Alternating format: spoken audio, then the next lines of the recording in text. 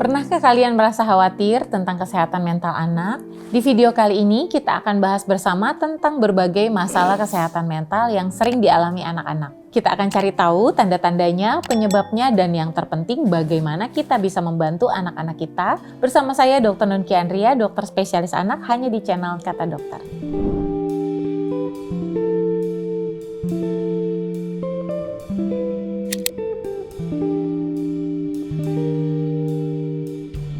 Tanda gangguan kesehatan mental bisa kita lihat dari adanya perubahan mood, perilaku, atau gangguan kebiasaan pada anak.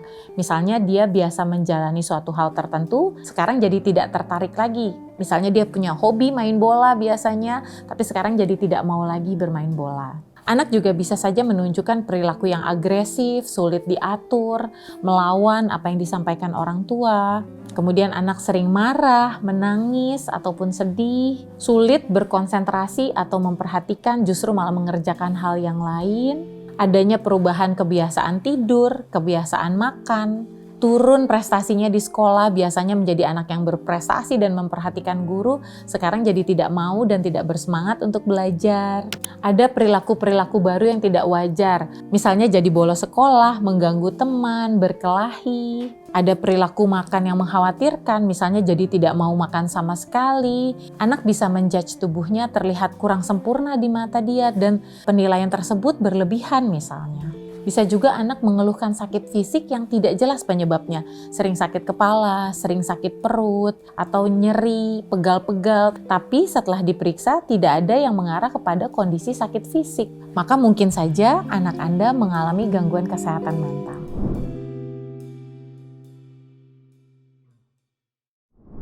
Orang tua diharapkan punya komunikasi yang efektif dengan anak, selalu ada waktu di mana anak bisa bercerita kepada orang tuanya, tanpa ada gadget di depannya, jadi kita hanya mendengar anak dan mendengar keluh kesahnya. Mencoba untuk mengarahkan anak ke hal-hal yang baik, dan kita juga sebagai orang tua perlu memberikan contoh yang baik pada anak. Namun jika dirasa butuh bantuan profesional dan orang tua perlu berkonsultasi, hal ini bisa dilakukan dari anak usia berapapun. Anak usia kurang dari 5 tahun, maka yang berkonsultasi adalah orang tua biasanya untuk menjalani konseling bagaimana menerapkan cara parenting yang baik untuk anak tersebut. Untuk anak yang berusia di atas 5 tahun, si anak sendiri bisa dibawa untuk berkonsultasi ke psikolog. Jika anak tidak mau dibawa berkonsultasi ke tenaga profesional seperti misalnya psikolog, orang tua tetap dapat melakukan pendekatan terlebih dahulu ke anak, meyakinkan bahwa pergi ke psikolog atau ke bantuan profesional untuk gangguan mental anak ini bukan sesuatu yang memalukan. Orang tua juga perlu paham bahwa dukungan dari orang tua sangat berdampak positif untuk kesehatan mental anak. Jika dalam proses tersebut anak masih belum mau pergi ke psikolog, bisa juga kita bisa menggunakan bantuan orang-orang yang dipercaya oleh anak. Misalnya gurunya, guru les, atau orang tua lain seperti tantenya atau pamannya untuk mengedukasi anak dan meyakinkan dia untuk ikut berkonsultasi ke psikolog bersama orang tuanya. Karena proses ini bukan hanya perlu dilakukan oleh anak, orang tua juga perlu datang ke psikolognya.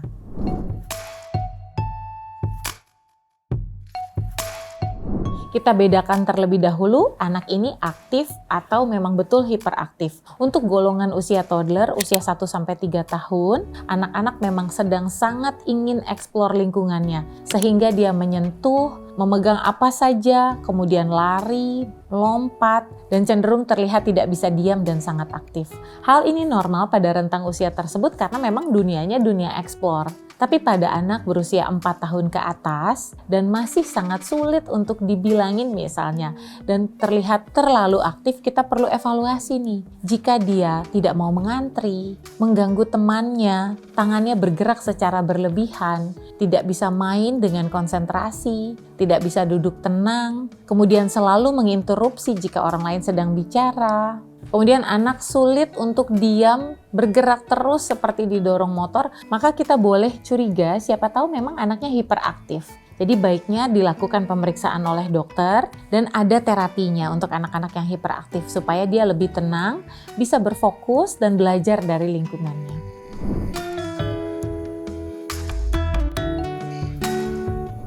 Apa yang perlu dilakukan orang tua jika anak menjadi korban perilaku bullying di sekolah?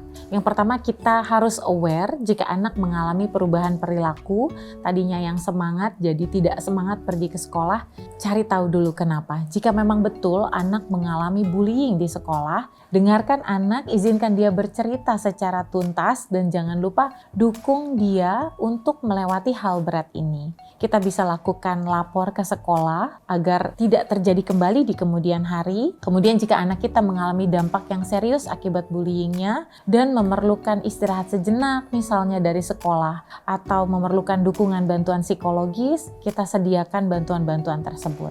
Jangan lupa ingatkan juga pihak sekolah untuk terus melakukan sosialisasi gerakan anti-bullying di sekolah. Jadi tidak ada anak-anak yang menjadi korban selanjutnya. Sekolah juga bisa menerapkan peraturan yang tegas terkait perilaku bullying di sekolah. Korban bullying perlu dilindungi, didukung, dan dipulihkan kembali. Dan pelaku bullying juga perlu dibantu untuk menghentikan perilaku buruknya karena bisa merugikan dirinya sendiri dan orang lain. Jika anak kita sendiri yang menjadi pelaku bullying, maka kita perlu ajarkan mengenai simpati dan empati terhadap orang lain, dan hal-hal yang bersifat merugikan orang lain juga bisa merugikan diri kita sendiri. Kemudian, jika diperlukan bantuan profesional untuk mengevaluasi kenapa anak kita jadi pelaku perundungan atau bullying, juga boleh banget untuk anak kita dibawa berkonsultasi agar tidak mengulangi perbuatan buruknya di kemudian hari.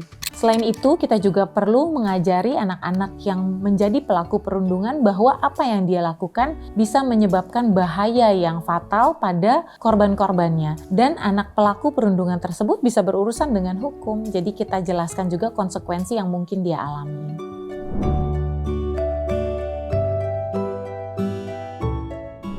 Faktor-faktor yang bisa mempengaruhi anak mengalami kecemasan dan depresi antara lain dia mengalami trauma atau stres. Trauma misalnya karena kehilangan orang yang disayang, misalnya nenek, atau misalnya teman sepermainannya, bisa juga hewan peliharaan yang dia sayang. Ketika terjadi perpisahan dan itu berat untuk anak bisa mengalami depresi dan kecemasan. Kemudian jika ada kekerasan di dalam rumah, tidak selalu kekerasan yang bersifat fisik, tapi kekerasan verbal, anak direndahkan, merasa jadi tidak berharga, itu juga bisa menyebabkan dia menjadi depresi. Di sekolah, teman-teman juga bisa saja mengeluarkan kalimat atau tindakan-tindakan yang menyebabkan anak merasa tersingkirkan misalnya dan menyebabkan dia menjadi sedih. Anak-anak yang mengalami pelecehan dimanapun, kemudian pengabaian di rumah juga bisa menyebabkan gangguan pada kesehatan mentalnya. Upayakan orang tua aktif berkomunikasi dengan anak tanpa ada gadget di antara orang tua dan anak. Berkomunikasi yang efektif, jadilah pendengar yang baik, kemudian izinkan anak mengekspresikan perasaannya. Kita sebagai orang tua memvalidasi apa yang anak rasakan, dan kita juga bisa menanyakan apa yang anak butuhkan, misalnya menghabiskan waktu bersama, dan kita juga mencoba untuk memenuhi kebutuhan tersebut. Kesehatan mental anak sama pentingnya dengan kesehatan fisik. Dengan memahami dan mendukung anak-anak kita bisa menciptakan lingkungan yang aman dan nyaman bagi mereka untuk tumbuh dan berkembang. Yuk kita jadi orang tua yang lebih peduli. Kamu berhak sehat, jangan sampai sakit berlanjut. Saya Dr. Nunki Andrea, sampai bertemu lagi. Bye-bye.